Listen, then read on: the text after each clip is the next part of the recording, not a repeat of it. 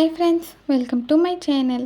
ఈరోజు వీడియో చాలా సింపుల్గా ఈజీగా టేస్టీగా చేసుకునే కర్రీ బీరకాయ పచ్చిశనగపప్పు కర్రీ అండి. ఈ కర్రీ అయితే చాలా బాగుంటుంది, రైస్లోకి సూపర్గా ఉంటుందండి. ఒకసారి అయితే ట్రై చేయండి.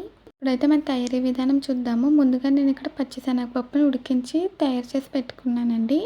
కొంచెం పలుకుగానే ఉండాలి, మళ్ళీ మనకి కర్రీలో ఉడుకుతుంది కదా. ఒక 60% అయితే ఉడికించేసానండి.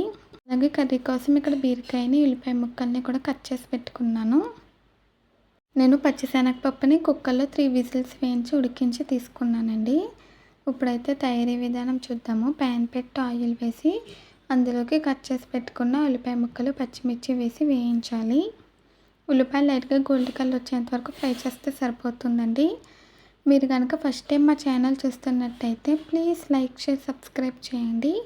అలాగే ఈ వీడియోని స్కిప్ చేయకుండా లాస్ట్ వరకు చూడండి. ఇప్పుడైతే మనకి ఉల్లిపాయలు ఫ్రై అయిపోయినాయి. తర్వాత ఇందులోకి 1 కప్పు పచ్చిశనగపప్పు తీసుకున్నాను. శనగపప్పు క్వాంటిటీ ఎక్కువగా ఉంటే టేస్ట్ అయితే బాగుంటుంది. అలాగే మనకి పప్పులో ఎక్కువగా ప్రోటీన్ కూడా ఉంటుంది కదండి, అందుకని కొంచెం క్వాంటిటీ ఎక్కువగానే తీసుకున్నాను. ఇప్పుడు పప్పు వేసి 1 నిమిషం పాటు వేయించానండి. తర్వాత ఇందులోకి మనం కట్ చేసి పెట్టుకున్న బీరకాయ ముక్కలు కూడా వేసి వేయించాలి. బీరకాయ మనకి చేదు లేనివి వేసుకోవాలండి, అప్పుడే టేస్ట్ బాగుంటుంది. అలాగే బీరకాయ లేతగా ఉండాలండి, ముదిరింది అయితే బాగోదు. ఇప్పుడు బీరకాయ వేసి కలిపి మూత పెట్టి ఒక 5 నిమిషాల పాటు మగ్గించాలండి. మనకి బీరకాయలోంచి అయితే కొద్దిగా వాటర్ అనేది వస్తుంది, కాసేపు అయితే మగ్గించాలి. మధ్యలో ఒకసారి అయితే కలిపానండి. బీరకాయ శనగపప్పు కాంబినేషన్ కూడా చాలా బాగుంటుంది, రోటీలోకి కూడా చేసుకోవచ్చండి ఈ కర్రీ. ఇప్పుడైతే మధ్యలో ఒకసారి మూత తీసి కలిపాను కదా, మళ్ళీ మూత పెట్టి మగ్గించానండి. చూడండి ఫ్రెండ్స్, ఇప్పుడైతే మూత తీసాను, మనకు ఆల్మోస్ట్ మగ్గిపోయింది. ఇప్పుడు ఇందులోకి తగినంత పసుపు, రుచికి సరిపడా ఉప్పు, అలాగే తగినంత కారం, కొద్దిగా గరం మసాలా పొడి వేసానండి.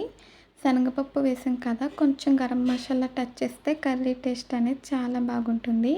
మామూలుగా అయితే బీరకాయ కర్రీలో గరం మసాలా పొడి వేసుకోవాలండి, కానీ శనగపప్పు వేసుకున్నాం కాబట్టి కొంచెం వేసుకుంటే అయితే టేస్ట్ బాగుంటుంది. ఇప్పుడు ఒకసారి బాగా కలిపి 1 నిమిషం పాటు వేయించానండి. తర్వాత ఇందులోకి తగినంత వాటర్ అయితే వేసుకోవాలి. మనం శనగపప్పును ముందుగానే ఉడికించాం కాబట్టి వాటర్ కూడా తక్కువే పడుతుందండి. వాటర్ కూడా తగినంత వేసుకొని మూత పెట్టి పొంగొచ్చే వరకు హై ఫ్లేమ్లో ఉంచి పొంగొచ్చాక లో ఫ్లేమ్లో పెట్టి ఉడికించాలి. మధ్య మధ్యలో అయితే కలుపుకుంటూ ఉండాలండి. మీకైతే నేను కర్రీ దగ్గరకు వచ్చేసాక చూపిస్తాను. చూడండి ఫ్రెండ్స్, ఇప్పుడైతే పర్ఫెక్ట్గా ఉడికిపోయిందండి. ఇలా దగ్గరికి అయితే వచ్చేయాలి. చూడండి ఫ్రెండ్స్, ఇప్పుడైతే మనకి రెడీ అయిపోయిందండి. నేనైతే స్టవ్ ఆఫ్ చేసాను. అంతేనండి, చాలా ఈజీగా టేస్టీగా మనకి పచ్చిశనగపప్పు బీరకాయ కర్రీ అయితే రెడీ అయిపోయింది. ఇది రైస్ రోటీలోకి అయితే సూపర్గా ఉంటుంది. ఈ వీడియో నచ్చిందండి. నచ్చితే ట్రై చేస్తే ఎలా వచ్చిందో కామెంట్స్లో తెలియజేయండి. ఈ వీడియో నచ్చితే ప్లీజ్ లైక్ చేయండి, షేర్ చేయండి, సబ్స్క్రైబ్ చేయండి, అలాగే బెల్ ఐకాన్ క్లిక్ చేయండి. మళ్ళీ కొత్త వీడియోతో కలుద్దాం. Bye friends.